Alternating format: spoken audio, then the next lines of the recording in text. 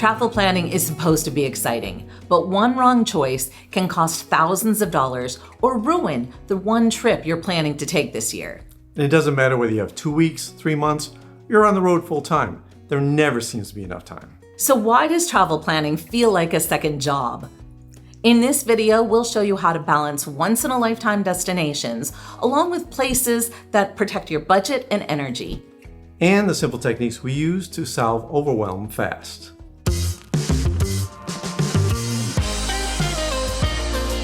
I'm Judy. And I'm Kevin. Welcome back to Finding Gina Marie, where we share our lives as full-time travelers and the connections we make along the way. One hard thing about travel is regardless of how much time you have, it never feels like enough. I remember when we had only 2-week vacations at a time, we had to decide whether we wanted to visit family or if we wanted to take a bucket list destination trip. Especially when our kids were young, that was really hard. Even when your trips can be longer, you're still stuck with fighting over budget or energy, and your imagination is bigger than both of those. And then you're also restricted by timing. For a lot of our lives, we would take vacations over Christmas, but that meant high prices, unpredictable weather, and short days. Or when we wanted a summer break, we were stuck with peak crowds. Even after 3 years on the road, we face the same puzzle. This year we wanted Australia, Germany, and New Zealand. Amazing, but expensive and high energy places. To make it work, we balanced them with Georgia, Armenia, and Bosnia, which were more affordable, slower paced, and restorative. So while next year we're planning to go to Norway just for a few days, we're planning to spend more of our time in Riga to offset the cost. And then we're doing the same thing this year as well. We're going to New Zealand, but we also went to Armenia and Bosnia. The fact is, you can't do it all. You have to make trade-offs or you will drive yourself crazy or go broke. Choosing's the hardest part. Planning gets overwhelming because every trip piles on decisions. Decision fatigue is a real thing. And there's a lot of decisions that you have to make. Flights that are going to lock you in. Neighborhood roulette. Are you going to be in a place that's too loud or too crowded? Does the place you're visiting require a visa or vaccinations? And of course, some places, like when we were in Morocco or Egypt, they're high sensory, so you need some recovery days before and after.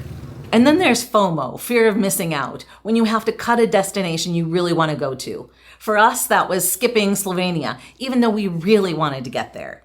The harder part, when you don't cut, when you overload the plan, that's when mistakes build up.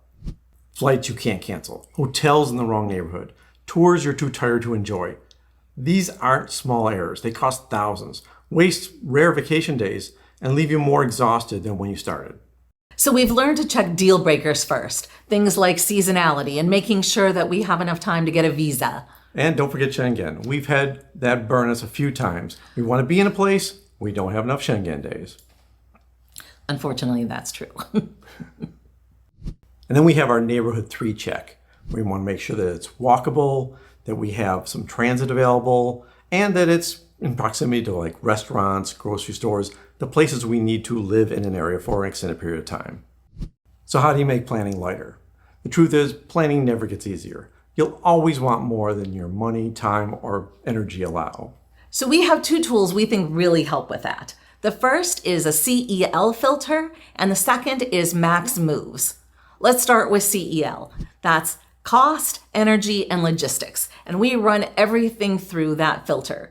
Let's say your list is Rome, Berlin, Lisbon, Paris, Barcelona, and Athens. On paper, they all sound amazing. And of course, that's the whole problem. The list is overwhelming and you can't do all of that at once. So let's run them through the filter. For cost, Paris and Berlin stretch the budget the fastest. As far as energy, Athens in the summer is high sensory. It's going to be hot and there's going to be crowds. For logistics, Barcelona is fun, but it's harder to combine neatly with the others on a short trip. So what's left? Lisbon and Rome, especially if you choose the more cost-effective shoulder seasons of spring or fall. They'll have manageable energy levels and are well connected as hubs. Athens also could work if you're choosing the shoulder or off seasons, but you also need to factor in our Max Moves tool, which we'll talk about next. And here's the win. It's not about losing Paris or Barcelona forever. It's about choosing the trip you'll actually enjoy now without blowing the budget or your energy. The filter isn't just meant to trim your trip.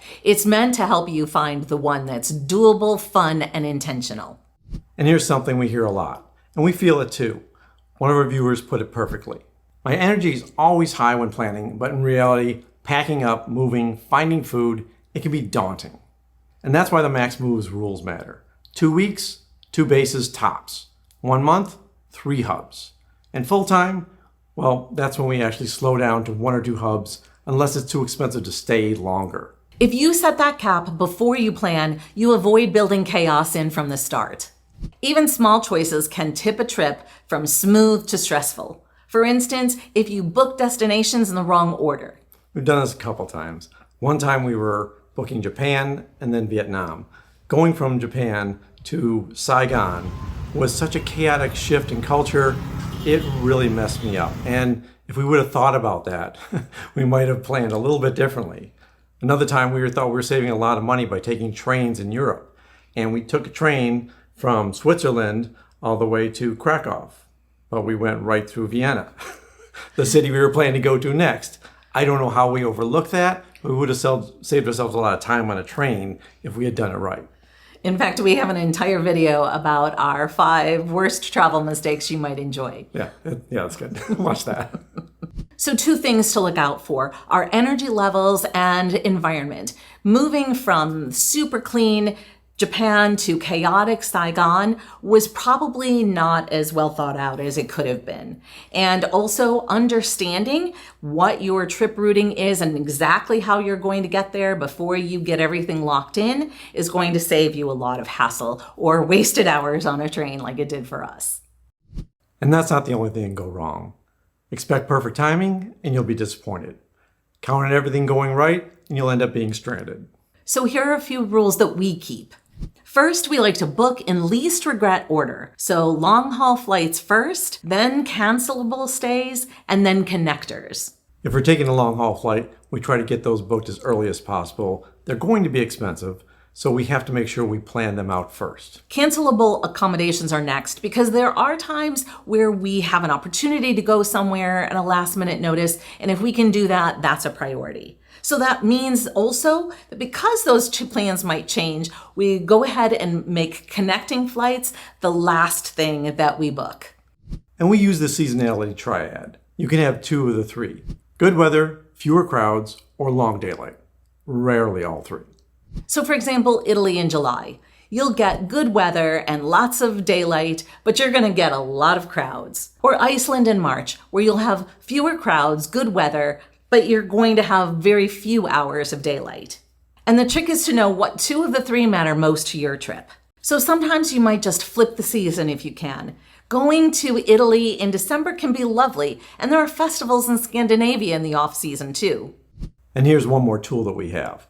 Always have a plan B. Now that doesn't always mean for us that we have a second flight or additional accommodations or a booking for a train that we might or might not use, but it does mean that we've researched and we know what our options are if there are delays and problems so that we aren't just scrambling at the last minute because we didn't do our homework in advance.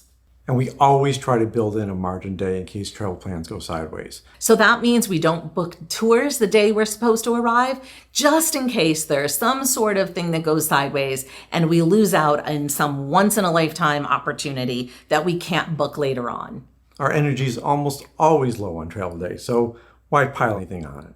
And here's the truth that we've said before. Travel planning is never easy. Even when you love doing it like I do, there's never going to be a perfect situation where you feel completely fulfilled. There's always, if you're somebody who loves travel, you're always going to want to get to the next destination or see the next cool thing. But the challenge is that you can do it all, you just can't do it all right now. And you may have to replan. Judy replans a lot, which is okay to do. Just don't expect everything to fit in no matter how many times you replan it. And nobody has given me $1 million either, so there's also that aspect of it. Sure.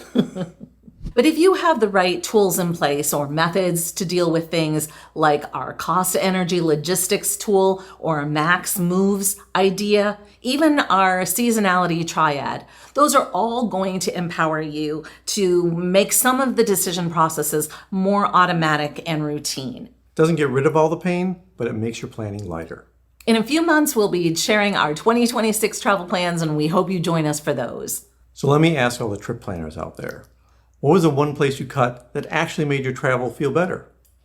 If this video helped you take even a little bit of stress out of travel planning, we think you'll really like the top 10 lessons that we learned after 1,000 straight days on the road. It's perfect whether you're a vacationer or a full-time traveler like us. And next week, we'll be bringing you with us to Sarajevo. So if you aren't subscribed, we'd love for you to do that. And remember, Wander more, worry less. and bring a passport. Until next time. Until next time.